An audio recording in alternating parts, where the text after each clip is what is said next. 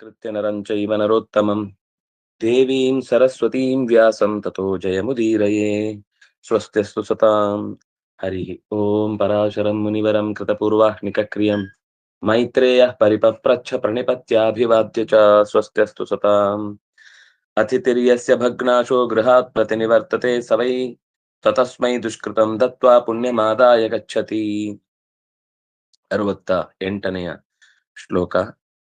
ಅತಿಥಿಗಳು ಯಾರು ಅಂತ ಇಲ್ಲಿ ತನಕ ಹೇಳಿದ್ರು. ಭಿಕ್ಷುಗಳು ಅಂತ ಅವರನ್ನ ನೀವು ನಿರಾಕರಿಸುವ ಹಾಗಿಲ್ಲ. ಅಂತಹ ಈ ಹಿಂದೆ ಹೇಳಿದ 4 ರೀತಿಯ ಅತಿಥಿಗಳನ್ನ ಪೂಜಿಸಿ ಪಾಪಗಳಿಂದ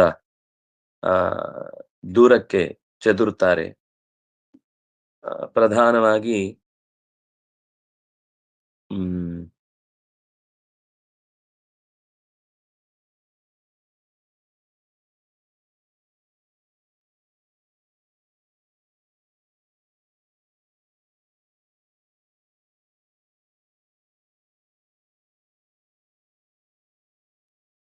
ಅಕಿಂಚನಂ ಅಸಂಬದ್ಧ ಜ್ಞಾತ ಕುಲಶೀಲಿನಂ ಅಂತ ಹಿಂದೆ ಕೆಲವೆಲ್ಲ ಲಕ್ಷಣಗಳನ್ನ ಹೇಳಿ ಹೇಗಿರ್ತಾರೆ ಅನ್ನೋದನ್ನೆಲ್ಲ ಹೇಳಿ ಅಂತಹ ಸಜ್ಜನರನ್ನು ಅತಿಥಿಗಳಾಗಿ ಭಾವಿಸಿ ಯಾರು ಪೂಜಿಸುತ್ತಾನೋ ಪೂಜಯಿತ್ವಾ ಏತಾನ್ ಇಂಥವರನ್ನ ಪೂಜಿಸಿ ಸರ್ವ ಪಾಪ ಪ್ರಮುಚ್ಯತೆ ಎಲ್ಲ ರೀತಿಯ ಪಾಪಗಳಿಂದ ದೂರವಾಗ್ತಾನೆ.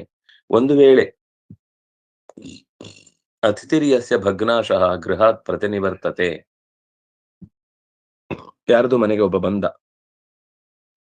ಆ ಮನೆಯಲ್ಲಿ ಧಡಾರ್ ಅಂತ ಬಾಗಿಲು ಹಾಕಿದ್ರು, ಅವನನ್ನು ಒಳಗೆ ಸೇರಿಸ್ಕೊಳ್ಳಿಲ್ಲ, ಅಥವಾ ಅವನ ಮಾತುಗಳನ್ನು ಕೇಳಿಸ್ಕೊಳ್ಳಿಕ್ಕೂ ತಯಾರಿರ್ಲಿಲ್ಲ, ಅಥವಾ ಕರೆದು ಕೊಡ್ತೇನೆ ಅಂತ ಮಾತು ಕೊಟ್ಟು ಊಟ ಹಾಕ್ತೇನೆ ಅಂತ ಅಥವಾ ಇನ್ನೇನೋ ಅವರನ್ನ ಇಂಥ ಸಹಾಯಕ್ಕೆ ಒಳಪಡಿಸ್ತೇನೆ ಅಂತ ಮಾತು ಕೊಟ್ಟು ಅವರ ಆಸೆಯನ್ನ ಭಗ್ನಗೊಳಿಸಿ ಯಾರದೋ ಮಾತು ಕೇಳಿ ಅಥವಾ ಇನ್ಯಾವುದೋ ನಮ್ಗೆ ತಲೆ ಕೆಟ್ಟು ಕೊಡ್ಬೇಕು ಅಂತ ತೀರ್ಮಾನ ಮಾಡಿದ್ವಿ, ಕೊನೆ ಮೊಮೆಂಟ್ಗೆ ಯಾಕೋ ಬೇಡ, ಈ ಸರ್ತಿ ಬೇಡ, ಮುಂದಿನ ಸಲ ನೋಡೋಣ ಅಂತ ಅವರನ್ನ ಕೊಡುವ ತನಕ ಆಸೆ ಹುಟ್ಟಿಸಿ ಅತಿಥಿ ಅಂತ ಬಂದಾಗ ಇಲ್ಲಿ ಕೇಳಿ ಕೊಡುವುದು ಅಂತ ಮಾತು ಕಮ್ಮಿ, ಅದು ಮುಂದೆ ಇನ್ನೊಂದು ಅಭಿಪ್ರಾಯದಲ್ಲಿ ಬರುತ್ತೆ. ಆದ್ರೆ ಅಭ್ಯಾಗತನೂ ಒಬ್ಬ ಅತಿಥಿ ಆಗಬಲ್ಲ.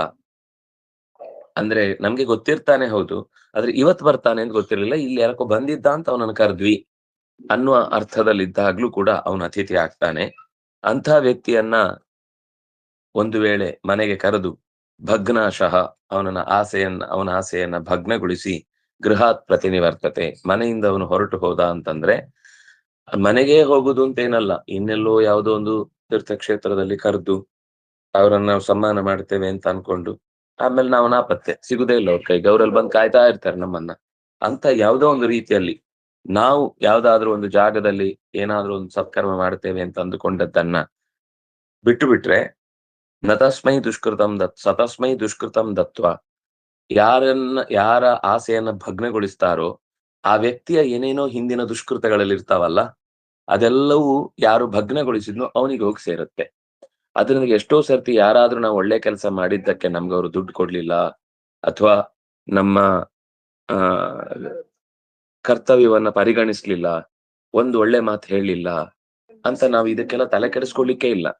ಅವ್ರು ಹೇಳಿಲ್ಲ, ಅವ್ರ ಲಾಭ ಪಡೆದಿದ್ದಾರೆ, ಚೆನ್ನಾಗಿ ಅದನ್ನು ಉಪಯೋಗಿಸ್ಕೊಂಡಿದ್ದಾರೆ, ಆದ್ರೆ ನಮ್ಗೆ ಅದರ ಕ್ರೆಡಿಟ್ ಕೊಡ್ಲಿಲ್ಲ ಅಥವಾ ಅದರ ಗೌರವವನ್ನು ಸೂಚಿಸ್ಲಿಲ್ಲ ಅಂದ್ರೆ ಅವನ ಯಾರ ಕೆಲಸವನ್ನ ತಗೊಂಡು ತಾನು ದೊಡ್ಡವನು ಆಗ್ತಾನೋ ಅವನ ದುಷ್ಕೃತವನ್ನೆಲ್ಲ, ಅಂದ್ರೆ ಯಾರ ಕೆಲಸವನ್ನ ತನ್ನ ಕೆಲಸ ಅಂತ ಹೇಳ್ಕೊಂಡ ಆ ವ್ಯಕ್ತಿಯ ಕೆಲಸದ ಜೊತೆಗೆ ಅಥವಾ ಹೆಸರಿನ ಜೊತೆಗೆ ಅವನ ದುಷ್ಕೃತವನ್ನ ಪಡೆಯುವುದು ಮಾತ್ರ ಅಲ್ಲ, ಪುಣ್ಯಮಾದಾಯ ಗಚ್ಚತಿ, ಇವನ ಪುಣ್ಯವೂ ಹೋಗುತ್ತೆ. ಒಬ್ಬ ಅತಿಥಿಯನ್ನ ಆಸೆ ಪಡಿಸಿ ಅಥವಾ ಒಬ್ಬ ಸಜ್ಜನನ ಕೆಲಸವನ್ನ ಉಪಯೋಗಿಸಿ ಅವನ ಕಾರ್ಯವನ್ನ ಭಗ್ನಗೊಳಿಸಿದ ಅಂತ ಆದ್ರೆ, ಯಾರ ಕೆಲಸವನ್ನ ತಾನು ತಗೊಂಡು ಅಥವಾ ಯಾರ ಆಸೆಯನ್ನ ತಾನು ಹುಟ್ಟಿಸಿ ಅವನಿಗೆ ಆಸೆಯನ್ನ ನಿರಾಕರಿಸಿದ್ನೋ ಅವನ ಪಾಪ ಬರುತ್ತೆ, ಮತ್ತೆ ಅವನಿಗೆ ಇವನ ಪುಣ್ಯ ಹೋಗುತ್ತೆ. ಪುಣ್ಯಮಾದಾಯ ಗಚ್ಚತಿ ಧಾತ ಪ್ರಜಾಪತಿ ಶಕ್ರೋ ವಕ್ನೇರು ವಸುಗಣೋ ಅರ್ಯಮ ಪ್ರವಿಶ್ಯಾತಿಥಿ ಮೇ ತೇ ವೈ ಭುಂಜತೆ ನಮ್ ನರೇಶ್ವರ. ಒಬ್ಬ ಅತಿಥಿ ಬಂದ ಅಂದ್ರೆ ಎಷ್ಟು ಅದ್ಭುತ. ಒಬ್ಬರಿಗೆ ಬಡಿಸ್ಬೇಕು ಅಂದ್ರೆ ನಮಗೆ ಇಷ್ಟು ಎಚ್ಚರ ಇರಬೇಕು ಅಂತ ಹೇಳ್ತಾರೆ. ಒಬ್ಬರನ್ನ ಕರೆದು ನಾವು ಊಟ ಹಾಕ್ತೇವೆ ಅಂತಂದ್ರೆ ಆ ವ್ಯಕ್ತಿಯಲ್ಲಿ ಧಾತ, ಪ್ರಜಾಪತಿ, ಶಕ್ರ, ವಹ್ನಿ, ವಸುಗಣ ಮತ್ತು ಅರ್ಯಮ ಇಷ್ಟು 6 ವಿಶೇಷ ಸಂಗತಿಗಳು. ವಸುಗಣಗಳು ಅಂದ್ರೆ 8 ಜನ. ಆ ಧಾತ ಧಾತ, ಪ್ರಜಾಪತಿ, ಶಕ್ರ, ವಹ್ನಿ, ವಸುಗಣ ಮತ್ತು ಅರ್ಯಮ ಈ 6 ವಿಶೇಷ ಶಕ್ತಿಗಳು ಅತಿಥಿಯಲ್ಲಿ ಪ್ರವೇಶಿಸಿ ಯಾರಿಂದ ಅನ್ನವನ್ನ ಪಡೆದ್ನೋ ಅವನಿಂದ ತಾವೆಲ್ಲ ತೃಪ್ತರಾಗ್ತಾರೆ. ಅಂದ್ರೆ ಇಷ್ಟು ಅವನ ವ್ಯಕ್ತಿ ಮಾತ್ರ ಅಲ್ಲ, ಆ ವ್ಯಕ್ತಿಯಲ್ಲಿರುವ ಇಷ್ಟು ದೇವತೆಗಳು ತೃಪ್ತರಾಗ್ತಾರೆ. ಓ ನರೇಶ್ವರ, ತಸ್ಮಾದತಿಥಿ ಪೂಜಾಯಾಂ ಯತೇತ ಸತ್ತಂ ನರ ಸ ಕೇವಲಾಘಂ ಭುಂಕ್ತೆ ಯೋ ಭುಂಕ್ತೆ ಚ ಯತಿಥಿಂ ವಿನಃ. ಅತಿಥಿ ಪೂಜೆಯಲ್ಲಿ ನಿರಂತರ ಪ್ರಯತ್ನ ಪಡಬೇಕು, ನಿರಂತರ ಆಸೆ ಪಡಬೇಕು. ಎಷ್ಟು ಸಾಧ್ಯವೋ ಅಷ್ಟು ಖುಷಿಯಿಂದ ಅವರಿಗೆ ಅನ್ನದಾನ, ವಸ್ತುದಾನ ಇತ್ಯಾದಿಗಳನ್ನ ಮಾಡಿ ಸಂತೋಷ ಪಡಬೇಕು. ಯಾರು ಈ ಪ್ರಯತ್ನದಲ್ಲಿ ಸತತವಾಗಿ ಜಯಶೀಲನಾಗ್ತಾನೋ ಅಥವಾ ಈ ಕಾರ್ಯದಲ್ಲಿ ಯಶಸ್ವಿ ಆಗ್ತಾನೋ ಅವನಿಗೆ ಎಲ್ಲ ರೀತಿಯ ಸೌಕರ್ಯಗಳು ಜೀವನದಲ್ಲಿ ಬರ್ತಾವೆ. ಸ ಕೇವಲಂ ಒಂದು ವೇಳೆ ಇಂಥ ಅತಿಥಿಯನ್ನ ನಿರಾಕರಿಸಿದ ಅಥವಾ ಅವರನ್ನ ತಿರಸ್ಕರಿಸಿದ ಅಂತಂದ್ರೆ ಸ ಕೇವಲಂ ಅಘಂ ಭುಂಕ್ತೆ ಯೋ ಭುಂಕ್ತೆ ಯತಿಥಿಂ ವಿನಃ. ನಾವು ಯಾವತ್ತೂ ಮನೆಗೆ ಒಲೆಯೇ ಹಚ್ಚಿಲ್ಲ, ನಾವೇ ಇನ್ನೊಬ್ಬರ ಮನೆಗೆ ಅತಿಥಿಯಾಗಿ ಹೋಗುದು. ಒಬ್ರನ್ನು ನಾವು ಮನೆಯಲ್ಲಿ ಕರೆದು ಆತಿಥ್ಯ ಮಾಡಿಲ್ಲ ಅಂದ್ರೆ ಅವನು ಕೇವಲ ಎಲ್ಲ ಕಡೆ ಹೋಗಿ ಅನ್ನ ತಿನ್ನುವುದಲ್ಲ, ಅವನು ಪಾಪ ತಿಂತಾನೆ. ಸ ಕೇವಲಂ ಅಘಂ ಭುಂಕ್ತೆ ಯೋ ಅತಿಥಿಂ ವಿನಃ. ಅತಿಥಿಗಳ ಸತ್ಕಾರ ಮಾಡದೆ, ಇದು ಪ್ರತಿನಿತ್ಯ ಹೀಗೊಂದು ಕ್ರಮ ಇದೆ. ಇವತ್ತಿಗೂ ಇದ್ದಾರಂಥವ್ರು. ಇವತ್ತಿಗೂ ಯಾರಾದ್ರೂ ಒಬ್ರು ಅತಿಥಿಗಳನ್ನು ಕರ್ದೇ ಊಟ ಮಾಡುವಂತ ಜನ ಇದ್ದಾರೆ. ಅದು ಆಶ್ಚರ್ಯ. ಅಂತ ವ್ಯಕ್ತಿಗಳು ಎಲ್ಲೋ 100ರಲ್ಲಿ ಒಂದು 10 ದಿವಸ ಹೊರಟೋಗ್ಬೋದು, 15 ದಿವಸ ಹೊರಟೋಗ್ಬೋದು, ಅದು ಅನಿವಾರ್ಯ ಪರಿಸ್ಥಿತಿಗಳಲ್ಲಿ. ಆದ್ರೆ ಸಾಮಾನ್ಯವಾಗಿ ಅವರ ಅಪೇಕ್ಷೆ ಯಾರಾದ್ರೂ ಒಬ್ರು ಬಂದು ಊಟ ಮಾಡ್ಬೇಕು ಅನ್ನೋದು. ಹಾಗೆ ಇರುವಂತಹ ಮನೆ ಅದು ಭಗವಂತನ ಸನ್ನಿಧಾನವುಳ್ಳ ಮನೆ ಆಗತ್ತೆ. ಒಂದು ವೇಳೆ ಯಾವತ್ತು ಅದಕ್ಕೇನು ಅಂದ್ರೆ ಶಾಸ್ತ್ರದಲ್ಲಿ ಒಂದು ಮಾತಿದೆ, ಬೇರೆ ಪುರಾಣದಲ್ಲಿ ಎಲ್ಲೋ ಬಂದಿದೆ ಅನ್ಸುತ್ತೆ. ಒಂದು ವಾರದಲ್ಲಿ 3 ದಿನ ಆದ್ರೂ ಕೂಡ, 4 ದಿನ ಆದ್ರೂ ಕೂಡ, ಅಥವಾ 2 ದಿನ ಆದ್ರೂ ಕೂಡ ಒಬ್ಬರನ್ನ ಕರೆದು ಮನೆಯಲ್ಲಿ ನಾವು ಅವರನ್ನ ಆತಿಥ್ಯ ಮಾಡಬೇಕು ಅಂತ. ನಾವೇ ಅಡಿಗೆ ಮಾಡಿ ಅತಿಥಿಯನ್ನ ಕರೆದು ಅಥವಾ ಅವರನ್ನ ಸೇರಿಸ್ಕೊಂಡು ಊಟ ಮಾಡಿ ಅನ್ನದ ನಿಜವಾದ ಸದುಪಯೋಗ ಆಗುದು ಎಲ್ಲಿ ಅಂದ್ರೆ ಯಾರನ್ನಾದ್ರೂ ಕರೆದೇನಾದ್ರೂ ಕೊಟ್ರೆ ಮಾತ್ರ. ಅತಿಥಿ ವಿನಃ ಭುಂಕ್ತೆ ಸಹ ಕೇವಲಂ ಅಘಂ ಭುಂಕ್ತೆ. ಕೇವಲ ಗೋ ಭವತಿ ಕೇವಲಾದಿ ಇದೆಲ್ಲ ವೇದದ ಮಂತ್ರದ್ದೇ ಅನುವಾದ. ನಾನು ಅದನ್ನ ಬಿಡಿಸ್ಲಿಲ್ಲ ಅಷ್ಟೇ. ಇದೆಲ್ಲ ಆ ವೇದಾರ್ಥ ಪರಿಬ್ರಹ್ಮಿತ ಅಂತ ಮಾತು ಬರುತ್ತಲ್ವಾ, ಅದಕ್ಕೆ ಒಳ್ಳೆಯ ಉದಾಹರಣೆಗಳು. ತತಸ್ವವಾಸಿನಿ ದುಃಖಿ ಗರ್ಭಿಣಿ ವೃದ್ಧ ಬಾಲಕಾನ್ ಭೋಜಯೇತ್ ಸಂಸ್ಕೃತಾನೇನ ಪ್ರಥಮಂ ಚರಮಂ ಗೃಹಿ. ಒಂದು ಮನೆಯಲ್ಲಿ ಆ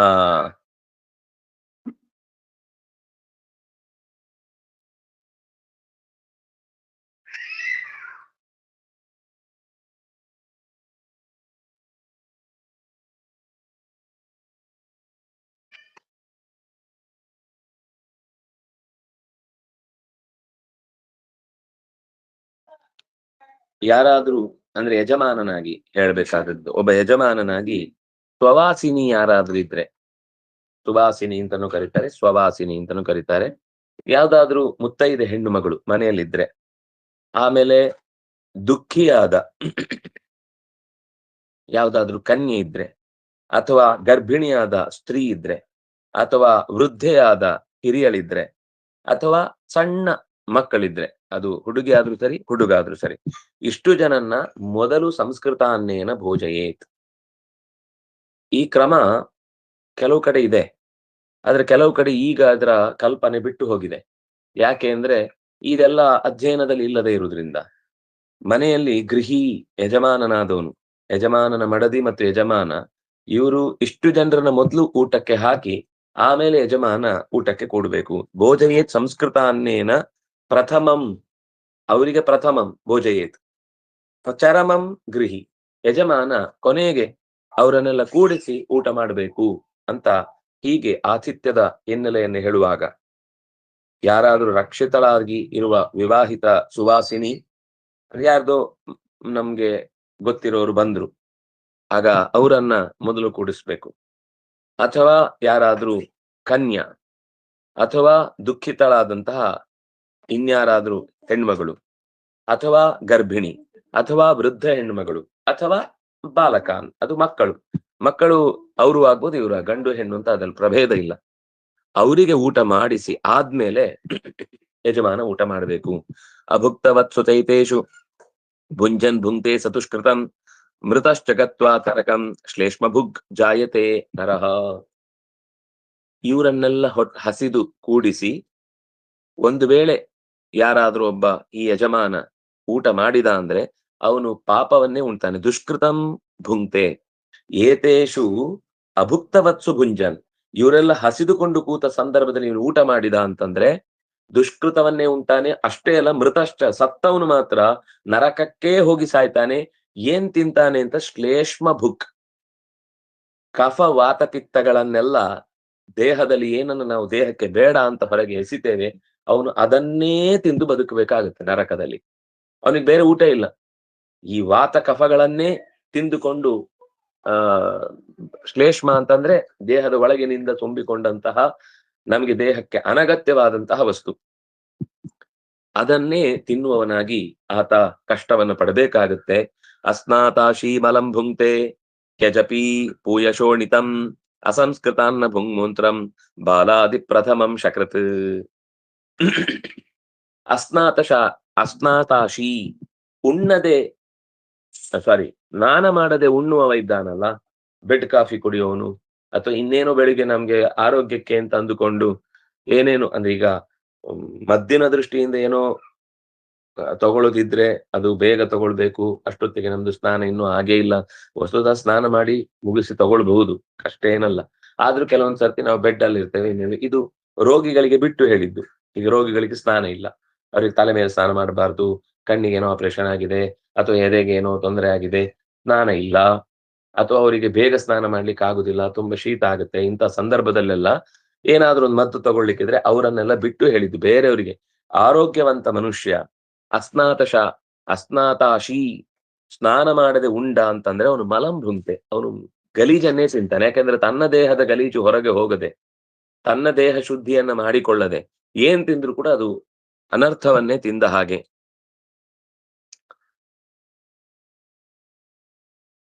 ಅಷ್ಟೇ ಅಲ್ಲ, ಅಸಂಸ್ಕೃತ ಅನ್ನ ಭುಂಗ್ ಮೂತ್ರಂ ಬಾಲಾದಿ ಪ್ರಥಮಂ ಶಕೃತ್.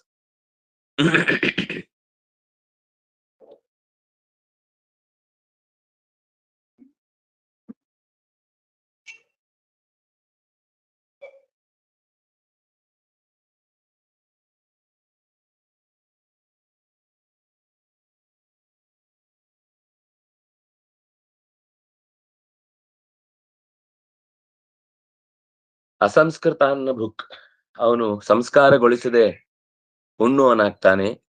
ಮೂತ್ರಾದಿಗಳನ್ನ ಪಾನ ಮಾಡುವಂತಹ ಕೆಟ್ಟ ಸ್ಥಿತಿ ಆತನಿಗೆ ಮುಂದೆ ಒದಗಿ ಬರುತ್ತೆ. ಹಾಗಾಗಿ ಬಾಲರನ್ನ ಹಿಂದೆ ಹೇಳಿದ ರೀತಿಯಲ್ಲಿ ಬಾಲಾದಿ ಪ್ರಥಮಂ ಮಾಡದೆ, ಯಾರು ಹಿಂದೆ ಹೇಳಿದ ಹಾಗೆ ಗರ್ಭಿಣಿ, ಸುವಾಸಿನಿ, ಕನ್ಯಾ, ವೃದ್ಧ ಸ್ತ್ರೀ ಇಂಥವರನ್ನ ಉಣ್ಣಿಸದೆ ಅವನೇ ಮೊದಲು ಪೆಹಲಾ, ಅವರಿಗಿಂತ ಮೊದಲು ಬಾಲಾದಿ ಪ್ರಥಮಂ, ಅವರಿಗಿಂತ ಮೊದಲು ಉಣ್ಣುವವ ಶಕೃತ್, ಮೂತ್ರ ಮೊದಲಾದವುಗಳನ್ನೇ ಕುಡ್ದಂತಾಗುತ್ತೆ. ಇದರ ಬಗ್ಗೆ ಅವನಿಗೆ ಎಚ್ಚರ ಇರಬೇಕು. ವಿಷ್ಠ ಅಂದ್ರೆ ದೇಹದಿಂದ ಬೇಡವಾದದ್ದು ಮಲ. ಅಹೋಮಿ ಚಕ್ರಮೀನ್ ಭುಂಕ್ತೆ ಭುಂಕ್ತೆ ಅದತ್ವಾ ಭುಂಕ್ತೆ ದತ್ವಾ ವಿಷಮಶ್ನುತೆ. ಅಹೋಮಿ, ಅಡಿಗೆ ಮಾಡಿದಾಗ ಅದು ಒಂದು ವೈಶ್ವದೇವ ಆಗ್ಬೇಕು, ಅಥವಾ ಆ ಹೆಣ್ಣು ಮಗಳಾದ್ರೂ ಕೂಡ ತುತ್ತನ್ನ ಮೊದಲು ಅಗ್ನಿಯಲ್ಲಿ ನಿವೇದಿಸಿರ್ಬೇಕು. ಒಂದು ವೇಳೆ ಮನೆಯಲ್ಲಿ ಯಾರು ಒಂದು ಅಗ್ನಿಯ ಸಂಸ್ಕಾರ ಆಗದೆ, ಭಗವಂತನಿಗೆ ನಿವೇದಿತವಾಗದೆ, ಅದು ಹೋಮ ಅಂದ್ರೆ ಆಹ್ವಾನ ಮಾಡಿ ಭಗವಂತನನ್ನ ಮೊದಲು ಕೂಡಿಸಿ ಊಟ ಮಾಡಿಸುವುದು, ಅದು ಅಹೋಮಿ. ಒಂದು ವೇಳೆ ಯಜ್ಞದ ರೂಪದಲ್ಲಿ ಅಥವಾ ನೀರಲ್ಲಾದ್ರೂ ಕೂಡ ಸಂಸ್ಕಾರ ಮಾಡ್ಲಿಕ್ಕೆ, ಬೆಂಕಿಯನ್ನ ಸಂಸ್ಕಾರ ಮಾಡ್ಲಿಕ್ಕೆ ಜಾಗ ಇರುವುದಿಲ್ಲ. ಇವತ್ತಿನ ಕೆಲವು ಪರಿಸ್ಥಿತಿ ಹಾಗಿರುತ್ತೆ. ಅದಕ್ಕೆ ಶಾಸ್ತ್ರ ಏನ್ ಹೇಳಿದೆ ಅಂದ್ರೆ, ನೀರನ್ನೇ ಕಲ್ಪಿಸಿಕೊಂಡು ನೀರಿನಲ್ಲೇ ಆದ್ರೂ ಕೂಡ ಆ ಆಹುತಿಯನ್ನ ಕೊಟ್ಟು ಆಮೇಲೆ ಅದನ್ನ ಪ್ರಾಣಿಗಳಿಗೆ ಕೊಡುವ ಪದಾರ್ಥದಲ್ಲಿ ಬೆರೆಸಿ ಹೊರಗೆ ಪ್ರಾಣಿಗಳಿಗೆ ಕೊಟ್ರೆ ಸರಿ. ಅಂದ್ರೆ ಯಾಕಂದ್ರೆ ನೀರು ಅಗ್ನಿಯ ತಾಯಿ, ಅಥವಾ ಅಗ್ನಿಯ ಮಗಳು. ನೀರು ಅಗ್ನೇರಾಪಹ, ಅಗ್ನಿಯ ಮಗಳು. ಹಾಗಾಗಿ ಆ ನೀರಿನಲ್ಲಿ ಕೊಟ್ಟರೂ ಕೂಡ ಅಗ್ನಿ ಸ್ವೀಕಾರ ಮಾಡ್ತಾನೆ ಅಂತ ಇರುವುದರಿಂದ, ಹಾಗಾಗಿ ಒಂದು ವೇಳೆ ಆ ಹೋಮದಲ್ಲಾದ್ರೂ ಭಗವಂತನನ್ನು ತೃಪ್ತಿ ಪಡಿಸದೆ ಉಂಡ್ರೆ ಅವನು ಕ್ರಿಮೀನ್ ಭುಂಕ್ತೆ, ಅವನು ಕೀಟ ಕ್ರಿಮಿಗಳನ್ನೆಲ್ಲ, ಹೊಟ್ಟೆಯಲ್ಲಿ ಹುಟ್ಟುವ ಎಲ್ಲ ತರದ ಹುಳಗಳ ರಾಶಿಯನ್ನೇ ಅವನು ಅನ್ನವಾಗಿ ತಿನ್ಬೇಕಾದಂತ ದುಸ್ಥಿತಿ ಬರುತ್ತೆ. ಅದತ್ವ ವಿಷಮಶ್ನುತೆ. ಇನ್ನೊಬ್ರಿಗೆ ಯಾರಿಗೂ ಕೊಡದೆ ತಾನೊಬ್ಬನೇ ಬಚ್ಚಿಟ್ಟು ತಿಂತಾನಲ್ಲ, ಅವನು ವಿಷವನ್ನೇ ತಿನ್ನುದು. ಅದು ದೇಹಕ್ಕೆ ನಿಜ. ಎಷ್ಟೋ ಸರ್ತಿ ಸ್ಲೋ ಪಾಯ್ಸನ್ ಅಂತ ನಾವು ಕೇಳ್ತೇವಲ್ಲ, ಇದಕ್ಕೆಲ್ಲ ಕಾರಣ ಒಂದು ರೀತಿಯಲ್ಲಿ ಈ ತರದ ನಮ್ಮ ಚಟುವಟಿಕೆಯೂ ಕೂಡ. ಆ ಮನಸ್ಸಿನಲ್ಲಿ ಯಾರಿಗೂ ಕೊಡದೆ ತಿನ್ಬೇಕು ಅನ್ನುವ ವಿಷಯ ಏನಿದೆ, ಅದು ಅನ್ನದಲ್ಲಿ ಪರಿಣಾಮ ಹೊಂದಿ ಆ ಅನ್ನವೇ ಅವನಿಗೆ ದೇಹಕ್ಕೆ ಫುಡ್ ಪಾಯ್ಸನ್ ಆಗಿ ಬದಲಾಗುತ್ತೆ. ಇದು ಮಾನಸಿಕ ಆ ತಜ್ಞರು ಕೂಡ ಹೇಳುವ ಮಾತು. ಆಯುರ್ವೇದದಲ್ಲಂತೂ ಇದು ಬಹಳ ಸ್ಪಷ್ಟ ಇದೆ. ನೀವು ಮನಸ್ಸಿನಲ್ಲಿ ಎಷ್ಟು ಶುದ್ಧಿಯನ್ನ ಕಾಪಾಡಿಕೊಳ್ತೀರಿ, ಅಷ್ಟು ನಿಮ್ಗೆ ದೇಹದಲ್ಲಿ ಅನಾರೋಗ್ಯ ಕಮ್ಮಿ ಆಗುತ್ತೆ. ನೀವು ಎಷ್ಟು ವಿಷ ಕಾರ್ತೀರಿ, ಅದು ನಿಮ್ಗೆ ವಿಷವಾಗಿ ದೇಹದಲ್ಲಿ ಪರಿಣಾಮ ಬೀರುತ್ತೆ. ಅದನ್ನಾಗಿ ಮನಸ್ಸನ್ನ ಎಷ್ಟು ಸಾಧ್ಯವೋ ಅಷ್ಟು ಪ್ರೀತ್ಯಾಸ್ಪದವನ್ನಾಗಿಸಿಕೊಳ್ಳಿ ಅಂತ ಆಯುರ್ವೇದ ಒತ್ತಿ ಒತ್ತಿ ಹೇಳುತ್ತೆ.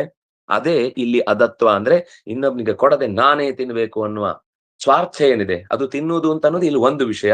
ಹಾಗೆ ಉಳಿದ ಎಲ್ಲಾ ಸಂಗತಿಗಳು, ಅವನಿಗೆ ಗೊತ್ತಾಗ್ಬಾರ್ದು, ನನಗ್ ಮಾತ್ರ ತಿಳ್ಕೊಳ್ಬೇಕು, ಅವನಿಗೆ ಹೇಳ್ಬಾರ್ದು, ನಾನ್ ಮಾತ್ರ ಓದ್ಬೇಕು, ಅಥವಾ ಅವ್ರಿಗೆ ಸಿಗಬಾರ್ದು, ನನಗೆ ಸಿಗದೆ ಇದ್ರು ಅವರಿಗೂ ಸಿಗಬಾರ್ದು, ಈ ತರದ್ ಏನೇನೋ ನಮ್ಮ ಬೇರೆಯವರನ್ನ ಅವಾಯ್ಡ್ ಮಾಡುವ, ಅವರೆಲ್ಲ ದುಷ್ಟರು ದುರುಳರು ಅಂತ ಇನ್ನೊಬ್ಬರನ್ನ ಹೆಚ್ಚು ಸರ್ತಿ ನಾವು ದೂರಿ ಅವರ ತಪ್ಪುಗಳನ್ನ ಎತ್ತಿ ಹಿಡಿದು ಮಾತಾಡ್ತೇವೆ ಅಂತ ಅಂದಾಗ ಅದು ನಮ್ಮನ್ನ ವಿಷದ ಅನ್ನವನ್ನಾಗಿಸಿ ಹೊಟ್ಟೆ ಹಾಳು ಮಾಡುತ್ತೆ. ತಸ್ಮಾತ್ ಶೃಣುಶ್ವರಾಜೇಂದ್ರ ಯಥಾ ಭುಂಜೀತ ವೈಗೃಹಿ ಭುಂಜತಶ್ಚ ಯಥಾ ಪುಂಸಃ ಪಾಪ ಬಂಧೋ ನ ಜಾಯತೆ. ಆದ್ರಿಂದಾಗಿ ಓ ರಾಜನೇ ಕೇಳಿಸಿಕೋ, ಉಣ್ಣುವುದು ಅಂದ್ರೆ ಅದೊಂದು ದೊಡ್ಡ ಯಜ್ಞ. ಗೃಹಸ್ಥನಾಗಿ ಗೃಹಪತಿಯಲ್ಲಿ ಅಗ್ನಿಯಲ್ಲಿ ನಾವು ಆರಾಧನೆ ಮಾಡುವುದು ಅಂತ ಅರ್ಥ. ಅದು ಹೊರಗಡೊಂದು ಕುಂಡದಲ್ಲಿ ಅಗ್ನಿ ಇರ್ತಾನೆ, ಒಳಗಡೆ ಒಂದು ಕುಂಡದಲ್ಲಿ ಅಗ್ನಿ ಇರ್ತಾನೆ. ಹಾಗಾಗಿ ಅವನು ಗೃಹಪತಿ ಅವನಾದ್ರಿಂದಾಗಿ ಅವನು ಗೃಹಿ. ಅಂತಹ ಗೃಹಿ ಹೇಗೆ ಉಂಡರೆ ಪಾಪಗಳು ಹುಟ್ಟುವುದಿಲ್ಲವೋ ಹಾಗೆ ಉಣ್ಣುವುದನ್ನ ಅಭ್ಯಾಸ ಮಾಡಬೇಕು. ಹೇಗೆ ಅಂತ ಹಿಂದೆ ಇಷ್ಟೊತ್ತು ಹೇಳಿದ್ರು. ಅದನ್ನೆಲ್ಲ ತಿಳ್ಕೊಂಡು ಪಾಪ ಬಂಧೋನ ಜಾಯತೆ, ಪಾಪ ಬಂಧ ಉಂಟಾಗದಂತೆ ಹೇಗೆ ಊಟ ಮಾಡಬೇಕೋ ಹಾಗೆ ನಾವು ಉಣ್ಣುವುದನ್ನ ಅಭ್ಯಾಸ ಮಾಡ್ಬೇಕು. ಉಣ್ಣುವುದು ಒಂದು ಯಜ್ಞ. ಅಲ್ಲಿ ಬೈಕೊಂಡು ಅವ್ರು ಸರಿ ಮಾಡ್ಲಿಲ್ಲ, ಇವ್ರು ಸರಿ ಮಾಡ್ಲಿಲ್ಲ, ನಾನು ಇಷ್ಟು ಪದಾರ್ಥಗಳನ್ನ ತಿಂದು ನಾನು ಹೆಚ್ಚು ಸಶಕ್ತನಾಗ್ತೇನೆ, ಬೇರೆಯವರಿಗೆ ಇದು ಸಿಕ್ಕಿತೋ ಇಲ್ವೋ ಅಂತ ನೋಡಲ್ಲ, ನನಗ್ ಮಾತ್ರ ತರಿಸ್ಕೊಂಡು ತಿಂತೇನೆ, ನಾನು ಮಾತ್ರ ಇದರಿಂದ ಚೆನ್ನಾಗಿ ಆರೋಗ್ಯ ಕಾಪಾಡ್ಕೊಳ್ತೇನೆ ಅಂತೆಲ್ಲ ನಾವೇನೆಲ್ಲ ಅನ್ನದ ಮೇಲೆ ಸಿಕ್ಕಾಪಟ್ಟೆ ಲೆಕ್ಕಾಚಾರ ಹಾಕಿ ಅದರ ದೈವಿಕ ಅಸ್ತಿತ್ವವನ್ನೇ ಮರೆತು ಇನ್ನೊಬ್ಬರಿಗೆ ಯಾರಿಗೂ ಕೊಡದೆ ಇನ್ನು ಬೇರೆ ಹಸಿದವರೆಲ್ಲ ಇರ್ಬೇಕಾದ್ರೇನೆ ಅವರನ್ನೆಲ್ಲ ಬಿಟ್ಟು ತಿಂತೇವೆ ಅಂತಂದ್ರೆ ಅದು ಇಂಥ ಹಿಂದೆ ಹೇಳಿದ ಅನೇಕ ತರದ ಅಸಂಗತವಾದ ಆಹಾರವನ್ನೇ ನಾವು ತಿಂದ ಹಾಗೆ ಅನಾರೋಗ್ಯಕ್ಕೆ ಈಡಾಗ್ತೇವೆ. ಮುಂದೆ ಮತ್ತಷ್ಟು ದುಃಖಗಳನ್ನ ಅನುಭವಿಸ್ತೇವೆ ಅಂತ ರಾಜನನ್ನ ಎಚ್ಚರಿಸಿದ ಮಾತುಗಳು ಈ ಸಾಲುಗಳಲ್ಲಿ ಬಂದವು. ಇನ್ನಷ್ಟು ಇಂಥ ಸಂಗತಿಗಳನ್ನ ಏನು ಮಾತಾಡುತ್ತಾರೆ ಅದನ್ನ ನಾವು ನಾಳೆಯ ಚಿಂತನೆಯಲ್ಲಿ ಅನುಸಂಧಾನ ಮಾಡೋಣ ಅಂತ ಹೇಳ್ತಾ, ಕಾಯೇನ ವಾಚ ಮನಸೇಂದ್ರಿಯೈರ್ವಾ ಬುದ್ಧ್ಯಾತ್ಮನಾ ವಾ ಅನುಸೃತ ಸ್ವಭಾವ ಕರೋಮಿ ಯದ್ಯತ್ ಸಕಲಂ ಪರಸ್ಮೈ ನಾರಾಯಣಾಯೇತಿ ಸಮರ್ಪಯಾಮಿ. ಶ್ರೀಕೃಷ್ಣಾರ್ಪಣಮಸ್ತು.